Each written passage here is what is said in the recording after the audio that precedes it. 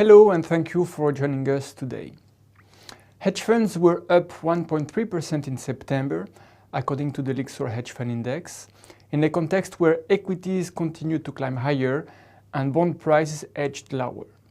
The S&P 500 broke new records towards the end of September, ahead of the Q3 earnings season, which is expected to deliver solid earnings growth.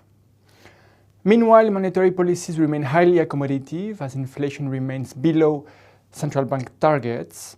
This Goldilocks scenario is backed by solid economic numbers globally. With regards to hedge fund strategies, global macro managers outperformed in September on the back of their constructive views on the economic environment, which translates into a long stance on equities and commodities and a long stance on the US dollar versus European currencies. Fixed income arbitrage also delivered positive returns as bond yields edged higher. Meanwhile, event-driven also climbed higher as deal spreads tightened and activist campaigns are bearing fruits. On a negative note, CTAs underperformed in September and during the third quarter as trend reversals in fixed income and foreign exchange markets was a drag on performance.